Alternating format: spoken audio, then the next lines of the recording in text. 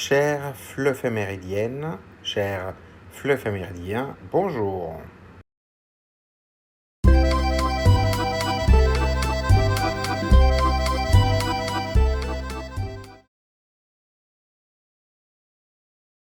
La Journée mondiale de la traduction est célébrée chaque 30 septembre, date de la mort de Saint Jérôme, considéré comme le patron des traducteurs. Elle vise à rappeler l'importance de ce métier qui permet de communiquer au-delà des frontières et de préserver la diversité culturelle et linguistique. Voie F, destination sentier tracé. Attention au départ.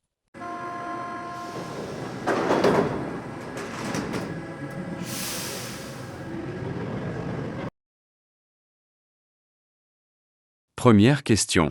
Regardez-vous des films étrangers avec ou sans sous-titres? Cette première question amène les élèves à parler de leurs habitudes face aux films étrangers. Ils peuvent dire s'ils préfèrent les sous-titres pour mieux comprendre l'histoire, pour apprendre de nouveaux mots ou pour suivre plus facilement les dialogues. Ils peuvent aussi expliquer s'ils aiment regarder sans sous-titres afin de pratiquer la langue, écouter les voix originales des acteurs et se rapprocher de l'expérience authentique du film.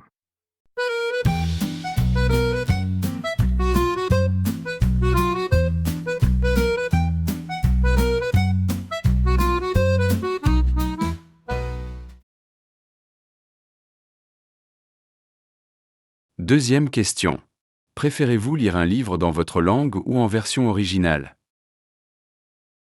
Ici, il s'agit de comparer deux expériences de lecture.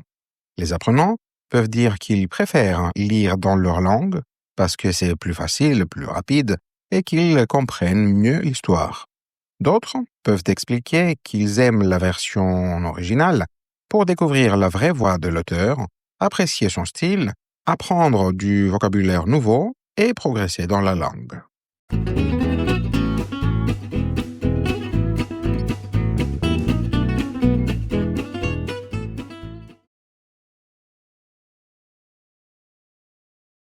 Troisième question.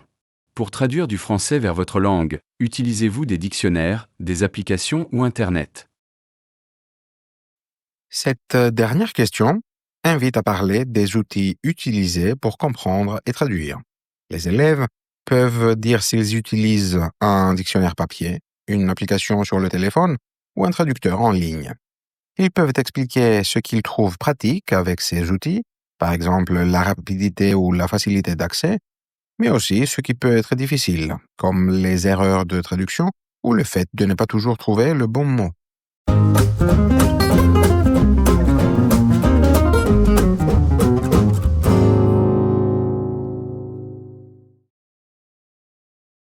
Voie L, destination terrain conquis. Attention au départ.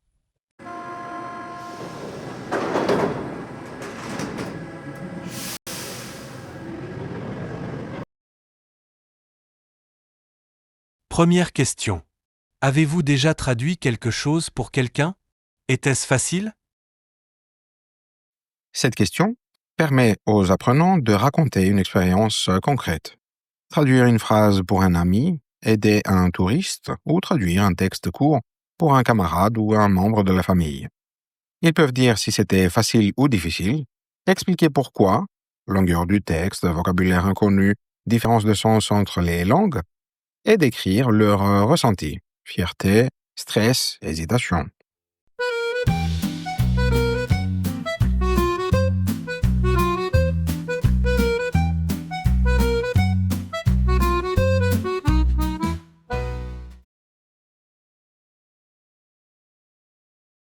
Deuxième question. Avez-vous déjà vu une mauvaise traduction? Quelle réaction a-t-elle provoqué? Ici, on demande d'évoquer un souvenir amusant ou problématique. Les élèves peuvent raconter un menu de restaurant mal traduit, un panneau étrange ou des sous-titres incohérents dans un film. Ils peuvent ensuite partager leurs réactions, que ce soit le rire devant une erreur drôle, la confusion face à un sens incompréhensible ou parfois l'agacement quand la mauvaise traduction empêche de comprendre.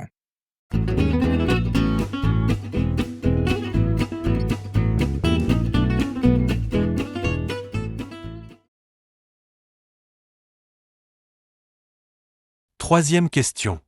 La traduction automatique peut-elle remplacer la traduction humaine? Cette question ouvre un débat plus large. Les apprenants peuvent dire que la traduction automatique est rapide et pratique pour les phrases simples, mais qu'elle fait beaucoup d'erreurs pour les textes complexes. La traduction humaine reste nécessaire pour garder le style, les nuances culturelles et l'humour. La réponse attendue doit être nuancée en montrant que les deux formes de traduction peuvent se compléter.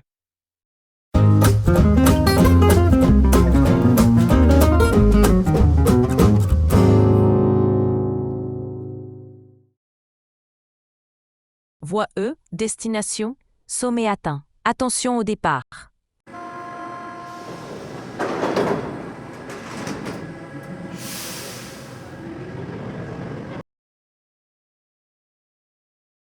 Première question. Selon un célèbre proverbe, traduire, c'est trahir. Que pensez-vous de cette expression? Cette première question amène à réfléchir à la difficulté de la traduction.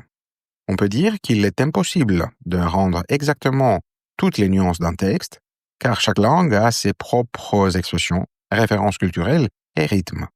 Traduire, c'est donc toujours transformer un peu le texte. Mais on peut aussi dire que la traduction n'est pas une trahison. C'est une recréation, une adaptation qui permet de transmettre l'essentiel du message. La réponse attendue doit montrer une réflexion critique sur la fidélité et la liberté du traducteur.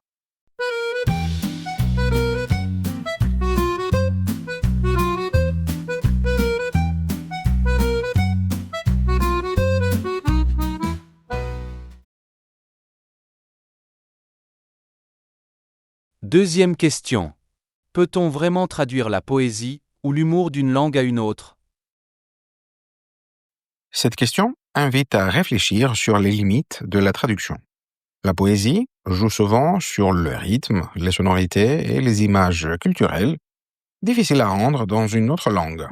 L'humour repose sur les jeux de mots et les références locales, souvent intraduisibles. Pourtant, les traducteurs trouvent parfois des équivalents ou recréent des effets similaires. Une réponse approfondie doit reconnaître les difficultés, mais aussi valoriser l'art de rendre le sens profond plutôt que de traduire mot à mot.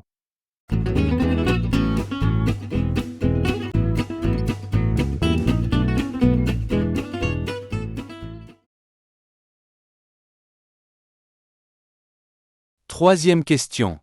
À l'ère des intelligences artificielles, comment voyez-vous l'avenir du métier de traducteur? La dernière question ouvre une réflexion sur le futur. Les apprenants peuvent dire que l'intelligence artificielle rend déjà la traduction plus rapide et accessible, mais qu'elle ne peut pas remplacer la sensibilité humaine, l'interprétation culturelle et la créativité nécessaires à certains textes. L'avenir du métier sera sans doute une collaboration. Les machines pour la rapidité et la précision technique, les traducteurs humains pour l'adaptation, la littérature et la communication interculturelle.